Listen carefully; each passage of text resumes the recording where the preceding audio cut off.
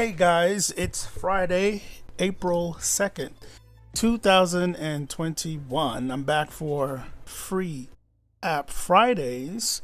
Every Monday, Wednesday, or Friday, I bring you guys free music production applications to help you with your musical adventures and endeavors. So this is the first Friday, the first free app video I'm doing for April. So that means I've been live streaming for 3 months. What's that all about? Anyway, guys, please check out the video series. It's been a long day. Check out the video series on PC specs and how it relates to music production. There's a link in the description for the playlist. It is 6 videos in that playlist. Definitely check it out. There's the old version that I did in 2015 and the new version that I did for 2021. So pay attention to what video dates you click on. Yeah, I think that's about it. All right, let's jump into it. The free app for this Friday, April 2nd, 2021. I have 2 of them. They're from the same developer, and the first one is called Aux Saturation. Now, the interface is not much to look at. It's not resizable. But let me get the developer's name.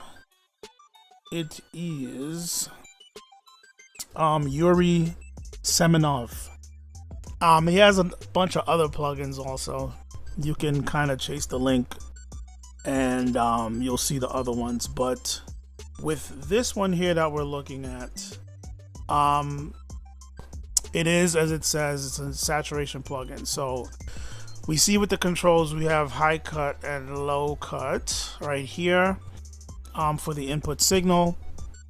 And then we have odd harmonics and even harmonics. So over here with these faders, you can dial in how much odd harmonics you want to add. And of course, over here, how many even harmonics you want to add. In the middle here, we have oversampling. And it goes all the way up to 32x, which is kind of cool.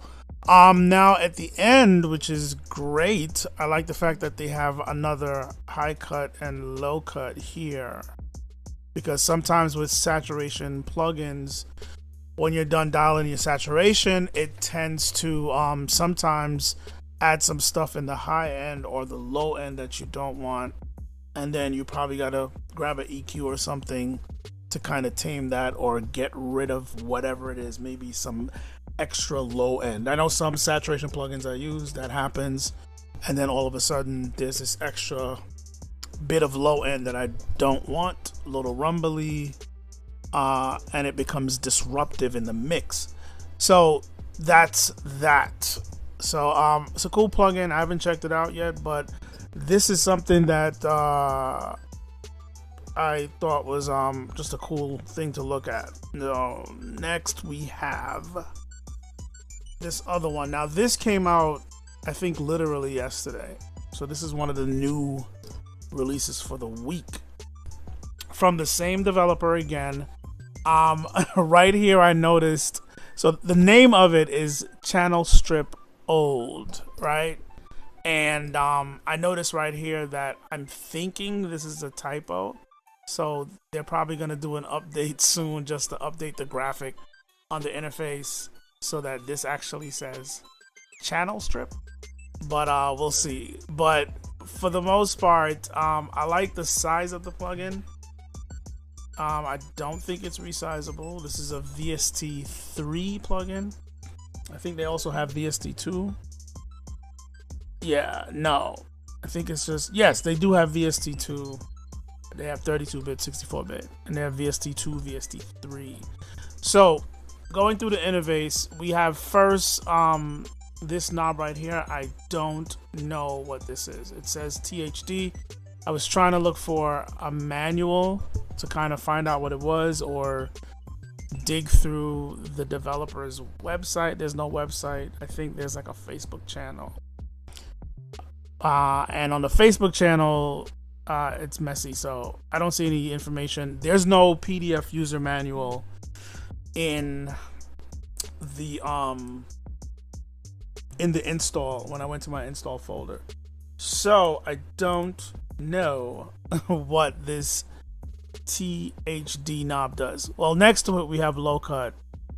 It's interesting that when you turn this, it gets red. So I don't know if it's some kind of saturation. I'll try to figure it out. But anyway, we have low cut here. We got your input, output, meters. You have a bypass button. Okay, very responsive interface. I like that, even though it looks kind of weird, kind of dated. I don't like the texture of the background. They should update that. But anyway, this is, I guess, some kind of metering system dealing with dB full scale. So that's what this is, how you want to see your metering. So that's what these preset values are over here that you can select. Down here we have a tilt EQ, which I think is interesting. And also by each one of these band controls, I should call them, they have a bandpass button. So there we go. So you have a tilt EQ here, which is very nice, very different. Then over here we got bass, mid, treble, presence. So pretty much you have bands right here of EQ. You select your frequency here. You can change the band type. So we got shelf, then we got a peak, and we have the bandpass here. Here we have bell and peak. Bell and peak. Okay. And then we have the fader for the dB, how much you want to cut, how much you want to boost based on that frequency. Okay. I don't know what this is. Seems interesting. Very interesting. I don't know what that is. Once again, there's no manual. So down here, oh, it's the resonance. So it's probably dealing with how your bandwidth. So if we have a bell curve here, this is gonna open and close the bandwidth. How narrow or how wide your bandwidth is. And of course, if you're using a shelf, it would affect your shelf's curve, how harsh the curve is, or how smooth and subtle the curve is. So that's what that is. I'm glad I figured that out. Anyway, down here we have resonance filter, fast and slow for the presence, which is kind of the same thing. A bit of a band curve setting. Down here we have input, we have an expander, we have what looks like a compressor, low frequency bypass, filter, decay, attack, threshold, knee. We got a dry wet mix, so we can get some parallel compression going, gain compensation here, and we have output. And then there's some peak settings over here. And there's a limiter. Okay, that controls the limiter. So this is separate from the compressor. So so pretty interesting plugin. I want to kind of play around with it with some sounds and see what it sounds like. I don't like the texture. Once again, the knobs are cool, faders could be a little bit brighter, but overall it's an interesting plugin. You could probably get some good sound design and maybe do some good sound processing on it. I don't know. I'd have to play with it to see if I trust it with my sounds or with vocals. That's kind of scary. But it's something to check out. Of course, you got to experiment and see if you like it and how you like it when you put it on vocals, or if you put it on a synth or a piano or bass.